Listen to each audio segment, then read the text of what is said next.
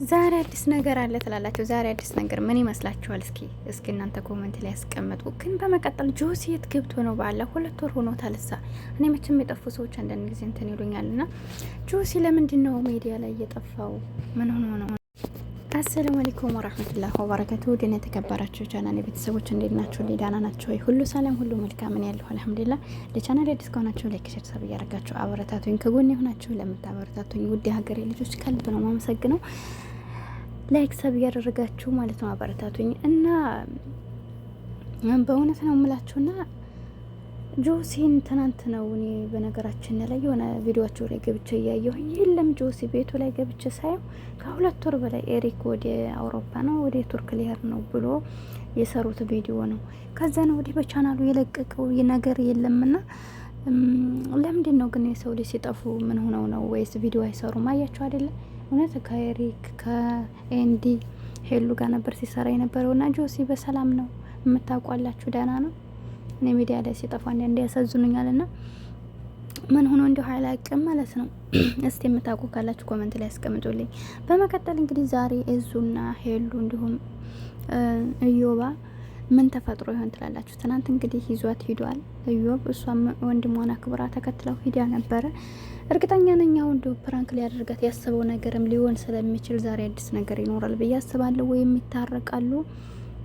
ብዙ ኮመንተሮችን አይቻለሁ። በእርግጥ ሄሉ ስለምትወደው ዛሬ ታርቀው ነው የሚመጡት እያላችሁ ነበርና እንግዲህ አይታወቅም።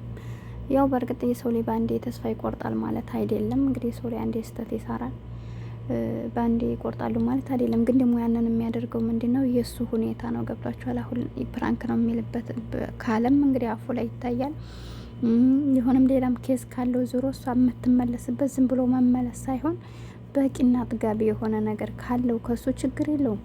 እኛም ተመልካቾችም ሆነ እነሷም ማለት ነው። ግን ደግሞ ዝም ብሎ እንደዚህ ለማስመሰል ምናምን ነገር ከሆነ ብዙ ሳይጓዙ ቢቀርባቸው ነው የሚሻለው ብዬ አስባለሁና ትናንትና ያው ከትናንት ወዲያ እንደሆነው አይደለም የዙ ቀይር ብሎ ለመንጣት ሞክሯል። ግን ተቀይሮ ቢመጣም እንኳን ግን ልጅቷን ሲያረጋት የነበረው ሁኔታ ለእኔ አላስደሰተኝም። እኔ እንደዚህ አይነት ነገር ይደብረኛልና እሷም አንጀቷ በሽቆ ነበርና ያው ልጅቱን ይዞ ባይመጣ ትናንት ራሱ እዮብ ነው ቶሎ ያለ ሲስባት እሱ ተከትለው አትሄድም ነበር። ነገሮችን መስማት ተፈልግ ነበር ይመስለኛል። ግን ደግሞ እያደረገ የነበረው ነገር ልክ አይደለም። ያችኛይቱን በዛ ልክ አቅፎ ወዲያ ወዲህ እያደረጋት ከጎኗ ላይ ባለፈው እንደዛ ሲያደርግ ተጋጭተዋል፣ አይታችኋልና ለምን እንደዛ ምናምን ብለው ነበር።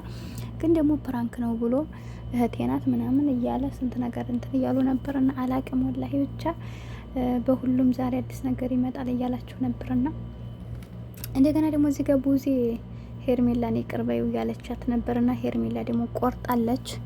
ከአሁን በኋላ ነገር ሊደግምብኝ ስለሚችል አያስፈልገኝም እያለ ነበር። እንዲሁም ደግሞ ዴቭና ቡዜ ሩታን ልጅሽን ማምጣት አለብሽ፣ ልጅሽ አማቶቹ ማለት አያቶቹ ጋር ነው ማደግ ያለበት። እናንተ ገና ጭቅጭቃችሁን ጨዋታችሁን ስላልጨረሳችሁ ልጁ ማደግ አለበት። ልጅ ማሳደግ እንዲህ አይደለም እያለቻት ነበርና ይሄ ከእናት በላይ ማንም ሰው ሊሆን አይችልም። እነሱን ለማስታረቅ መሞከር ነው እንጂ ከተቻለ፣ ካልተቻለ ግን አመጣ የወለደችው እናቱ በህይወት እያለ አንቺ ማሳደጋችን አንቺ ተብሎ በዚህ ልክ የሰው ሞራን መንካት ልክ ነው ብዬ አላስብም። ምክንያቱም እንዳልኳችሁ እሷ ከሄርሜላ ጋር ታረቅ ብላ ከማለቱ አለቅ ነው። የልጅህ እናት ናት። ልጅህ መጎዳት የለበትም። እነሱ እየተጋጩ ስለሆነ አይደል ልጁስ የነሱን እንደዚህ አይነት ነገር ወለ ህፃን ነው እንዳላቸው ልክ ናት። ያኔ ይሄ ህፃን ላይ ጥሩ ነገር እያየ ማደግ አለበት እንጂ አሁን ራሱ ቡዜና ሩታ ሲጣሉ ትናንት እንደዛ ሲጮህ አይታችሁት ከሆነ ማለት ነው ህፃን ላይ ነው እና አይምሮ መበረዝ የለበትም። ግን ደግሞ አይምሮ እንዳይበረዝ እናትና አባቱን ሰላም አድርጎ ማስታረቅ አብሮ እንዲቀጥሉ ማድረግ ነው እንጂ ሌላን ሴት ለሌላ ሴት ወደ ህይወቱ እንዲገባ እያደረገ እንደገና ሩታል ልጁን አምጭ ማለት ይሄ ምን ማለት ነው? ይሰማታል ብላ አታስብም እንዴ? በዛ ላይ ደግሞ ማንም ሰው ለልጇ በቃ እናት ናት። ገብቷችኋል? እና እንደዛ ስለሆነ እኔ ልክ ናቸው ብዬ አላስብም። ሩታም ያው እንዳያችኋት ነው ውሳኔዋ ትክክል ነው ብዬ አሳድጋለሁኝ። ለሱ ብላ ነው አይደል? አሁንም ቢሆን በቻለችው አቅም ያኔ ልጅ ስላለና በመሀላችን ነገ ጧት አባትነቱን ስለሚጠይቀኝ አብረን ያን ሁሉ እያደረጋት እያየኝ ብዙ ነገር እየሆነ እንኳን እንደዛ አርግዛ ስንት መከራዋን ስታየ ነበረው ልጅ ያለባት እንደይቀር ብላ ነው። ይሄን ደግሞ ስሜቱን የሚገባው በእርግጥ እኔም ወልጅ ባላየውም ግን ልጅ ያላቸው ሰዎች ደግሞ ታውቁታላችሁ ስሜቱን ብዬ አስባለሁኝ። እና እንደዛ ስለሆነ ያው ይሄን ይመስላል። ዞሮ ልክ አይደለችም ለማለት እወዳለሁ። በተረፈ እንግዲህ ሁላችንም አላህ የተሻለውን ነገር ይስጠና። ከባድ ነው ትዳር ማለት። ለዛ ነው አንዳንድ ጊዜ ሳናስተውል ቶሎ ብሎ ልጅ መውለድ ጣጣው ብዙ ነው። ይሄ ነው ገባችሁ? እናንተ ችግር የለውም ከተመቻችሁ ትኖራላችሁ፣ ካልተመቻችሁ ውልቅ ብላችሁ ትሄዳላችሁ። ግን እዛ ልጅ ከፈጠራችሁ ልጅ ማሳደጉ አይደለም የሚከብደው፣ ግን ደግሞ ልጃችሁን ያላባት ወይም ደግሞ የአባትነት ጥያቄ በኋላ ይመጣባችኋል። ና በዚሁ አጋጣሚ ሆነች ጓደኛ ነበረችና እንደዚህ ልጅ ወልዲያ ተለያዩ። ከዛ ወላሂ ልጅቱን አንቀባራ ነው ያሳደገቻት። ግን የሆነ እንደዚህ በዓል በሚሆን ሰዓት ልደቷን ሳከብራ ላይ በቃ የሆነ አባት አንቺ ሁልጊዜም ትምህርት ቤት ምህዲያ ስታደርሳት ሁሉም ሰው አባቱ ሲመጣ በጣም ትናደድ ያለ ያለ አንቺ የአባትን ቦታ መተካት ስለማችል እያለ መከራ ይታሳየኛል ያለ ሳይጎልባቸው እንዲህ አይነት ነገር ስላላላ ይጠብቀኝ። ለማንኛውም ቻናሌን ሰብስክራይብ